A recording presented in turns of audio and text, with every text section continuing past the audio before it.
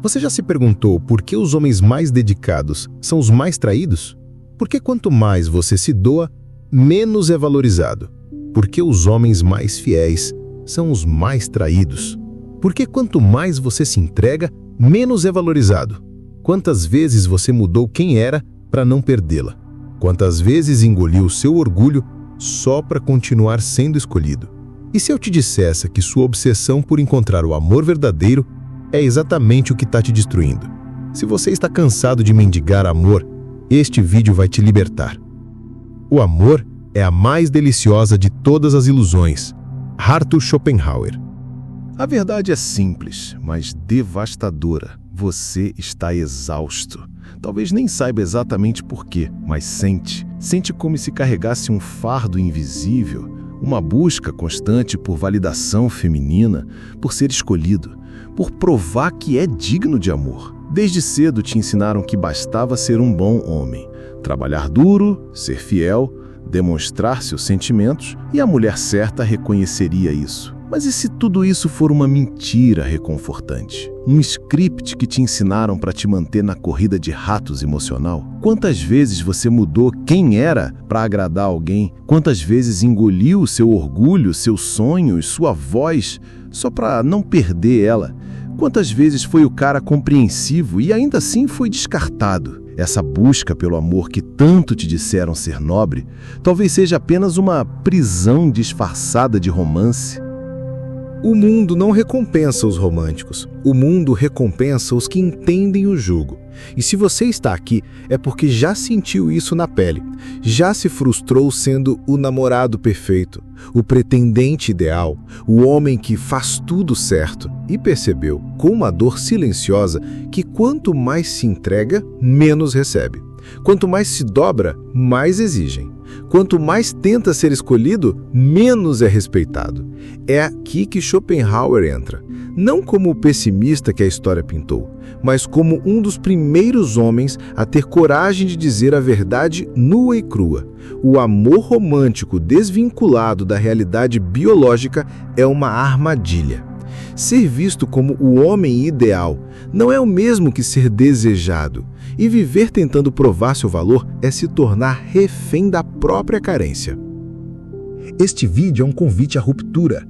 Vamos atravessar juntos o véu da ilusão romântica. Vamos expor o desconforto, a verdade sombria por trás da obsessão masculina em ser amado. Você não precisa se tornar cruel, mas precisa acordar, porque enquanto buscar validação externa, será escravo da imagem que construíram para você. E se você já está cansado de ser usado, friendzonado, descartado, talvez esteja na hora de aprender com Schopenhauer o que nunca te ensinaram. Como parar de mendigar amor e começar a inspirar desejo. Você está pronto? Então venha, porque a transformação começa agora.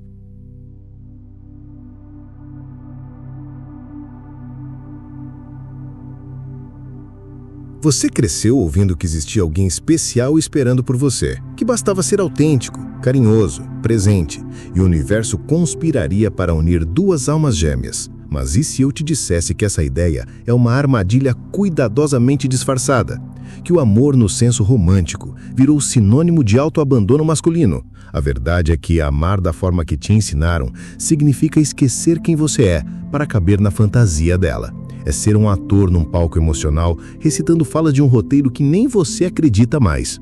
Schopenhauer, em sua clareza brutal, sabia: a natureza precisa apenas que o indivíduo se reproduza. Depois disso, ele pode morrer. O que você chama de amor é, na verdade, um algoritmo biológico disfarçado de poesia. Aquela paixão avassaladora, aquela certeza de que ela é a única, não é sua alma reconhecendo outra alma. É seu DNA calculando compatibilidade genética, fertilidade, vantagens de sobrevivência. E o mais perverso, quanto mais você romantiza isso, mais se torna vítima disso. Ser romântico, da forma que te ensinaram, significa não questionar por que ela perde interesse depois que te conquista. Significa não entender por que mulheres perseguem homens emocionalmente indisponíveis.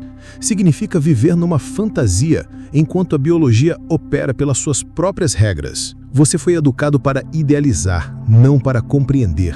Desde cedo te ensinaram que sentimentos intensos eram sinônimo de amor verdadeiro, que ciúme era prova de amor, que sofrer por alguém era nobre.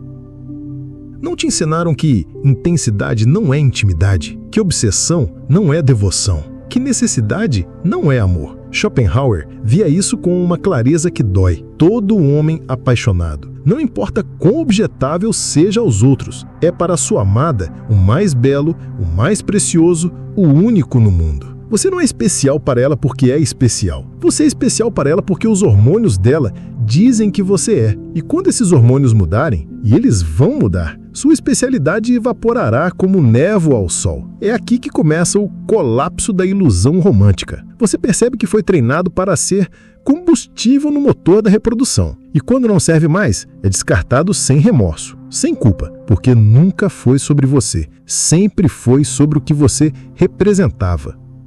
A tragédia é que você confunde esse condicionamento com virtude. Acha que está sendo um homem de verdade, quando na verdade está sendo apenas uma peça numa engrenagem que não controla. O amor sem compreensão vira dependência. O amor sem estratégia vira doação. O amor sem reciprocidade vira martírio.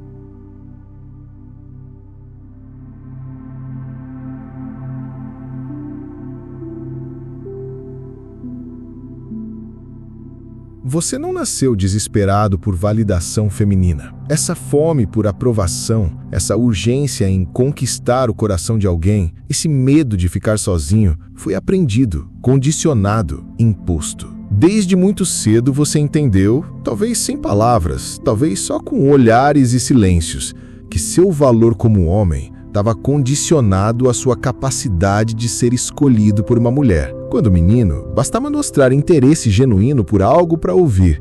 Para de ficar brincando sozinho, vai conversar com as menininhas. Bastava demonstrar independência emocional para ser chamado de estranho ou antissocial. Logo você aprendeu que a solidão era a punição e a aprovação feminina era a recompensa. Começou com gestos pequenos, um elogio forçado aqui, uma mudança de comportamento ali, logo virou modo de vida. Moldar sua personalidade de acordo com o que achava que elas queriam. Esconder partes de si que poderiam ser inconvenientes. Fingir interesses que não tinha.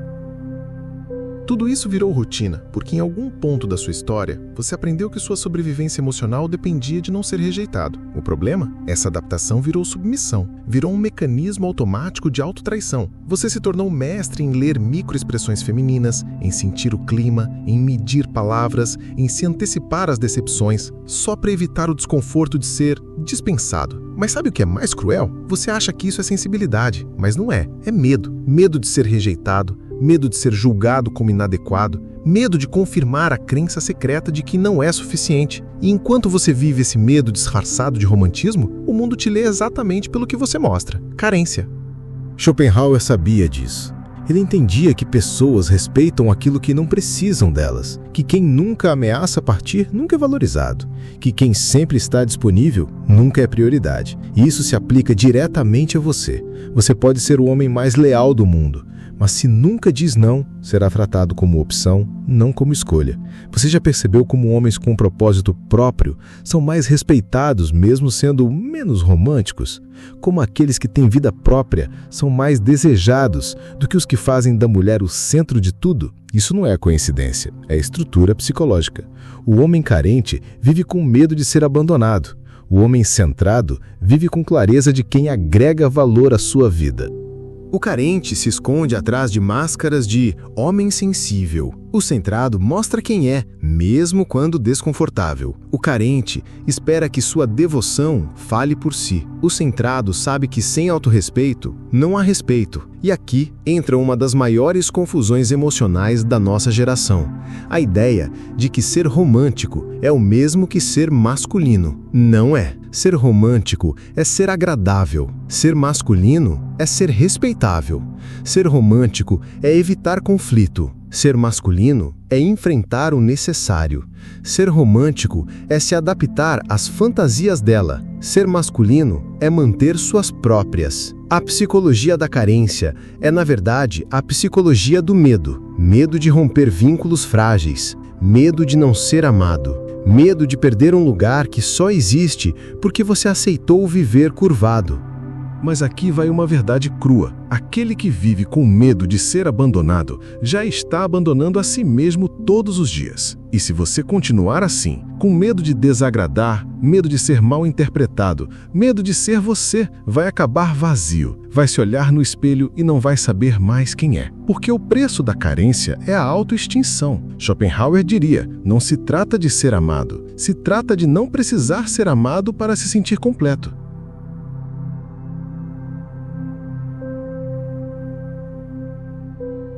Você passou a vida acreditando que seria valorizado pela sua essência, que bastaria ser sincero, dedicado, presente e as pessoas veriam sua verdade. Mas Schopenhauer, há 200 anos, escreveu uma sentença que atravessa qualquer ilusão romântica. As pessoas são como atores num palco. Elas mostram não o que são, mas o que convém mostrar. Essa frase é um golpe e também uma revelação. Ela nos mostra que o mundo, incluindo as mulheres, não responde à sua verdade interior. O mundo responde à sua presença, ao que você representa, ao respeito que você inspira. É cruel? Com certeza. É real? Absolutamente. E enquanto você viver esperando que percebam suas boas intenções, continuará sendo ignorado por aqueles que sabem projetar valor.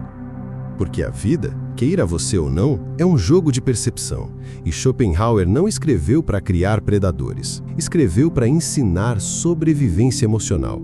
Ele sabia que num mundo povoado por interesses, ser apenas genuíno é pedir para ser explorado. Mas há uma saída, e ela começa com um novo tipo de virtude.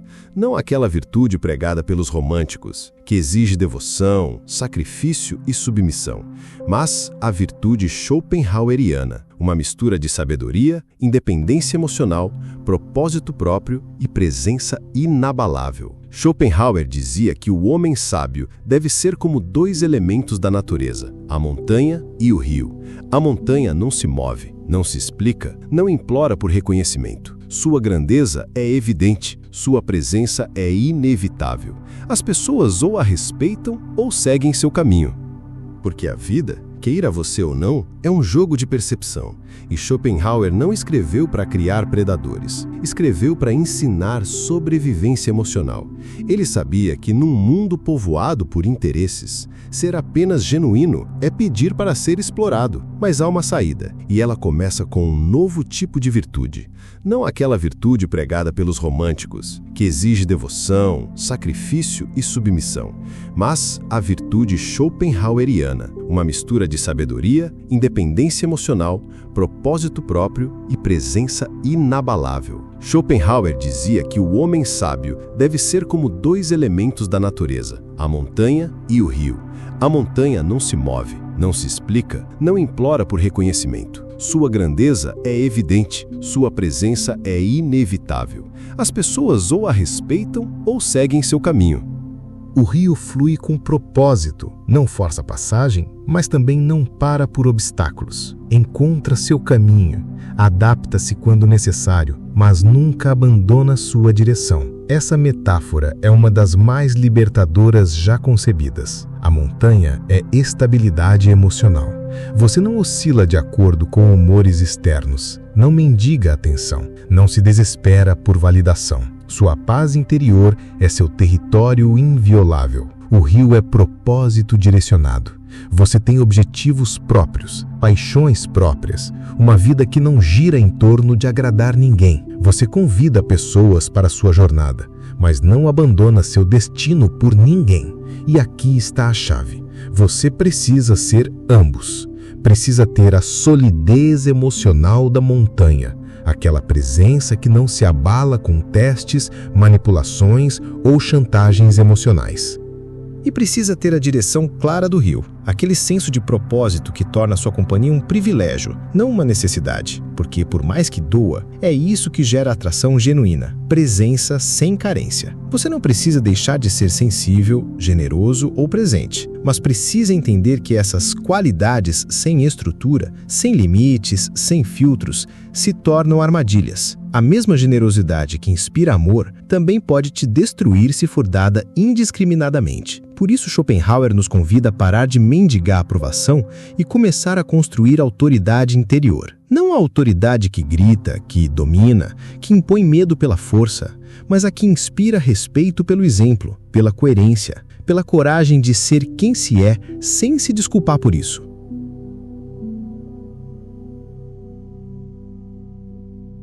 Chegou a hora da pergunta que você evitou a vida inteira. Você quer ser desejado ou quer ser necessário? Parece sutil, né? Quase a mesma coisa.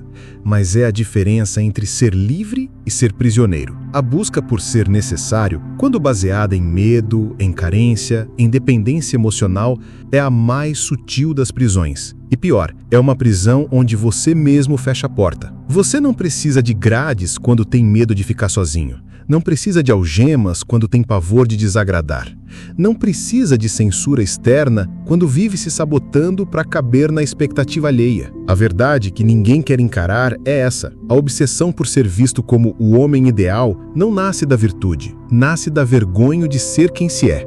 E essa vergonha é sorrateira.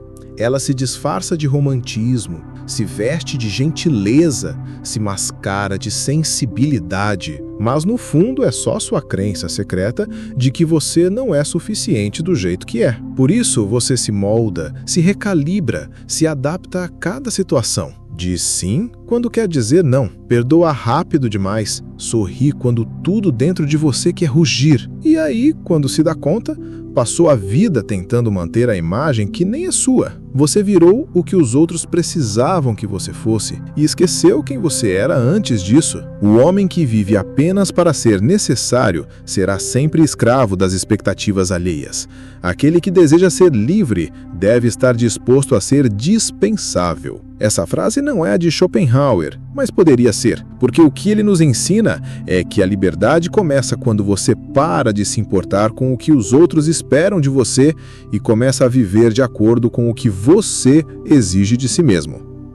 Mas não se engane, esse caminho não é doce, é árido, solitário. Muitas pessoas vão se afastar, vão dizer que você mudou, que ficou frio, que está estranho. E você vai se perguntar, será que estou sendo cruel? Não, você está finalmente sendo honesto. E honestidade, depois de anos de auto-engano, assusta, incomoda, porque quebra o pacto invisível que você tinha com o mundo. Eu me sacrifico e em troca vocês me validam. Mas a moeda que te pagaram foi falsificada. Não era amor genuíno, era conveniência. Não era respeito, era utilidade. E quando você decide sair do papel do homem compreensivo, do que aceita tudo, do que sempre está disponível, você quebra esse pacto e assina um novo contrato consigo mesmo.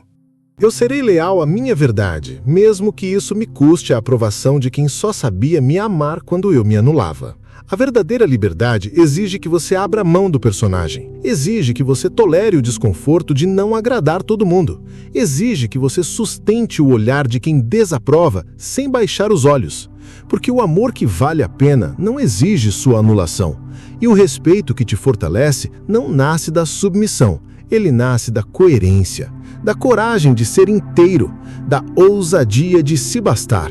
E aqui vai a parte mais brutal de todas. Ninguém vai te libertar. Não haverá aplauso, não haverá diploma, não haverá linha de chegada com fogos de artifício dizendo "Parabéns, agora você é livre". Você terá que se libertar sozinho, no silêncio, no desconforto, na solidão que você transformará em plenitude. E quando isso acontecer, algo muda para sempre. Você não implora mais por atenção, não mendiga reconhecimento. Você escolhe. Você decide para quem abrir as portas da sua vida e para quem mantê-las fechadas. Isso é ser rei do seu próprio reino. É deixar de ser súdito da opinião alheia. É abandonar o trono falso do homem ideal e assumir o governo da sua verdade. Sim, você pode continuar sendo uma boa pessoa, mas não uma boa pessoa à custa da sua alma. Não alguém que aceita tudo calado. Não um homem que se anula em nome de uma harmonia que só serve aos outros. Porque se for assim, você não é bom, você é domesticado. E ninguém nasceu para isso. Então eu te pergunto agora, direto, sem rodeios, você quer ser desejado ou quer ser necessário? A resposta não está na sua cabeça, está nas suas escolhas e no que você vai fazer a partir daqui.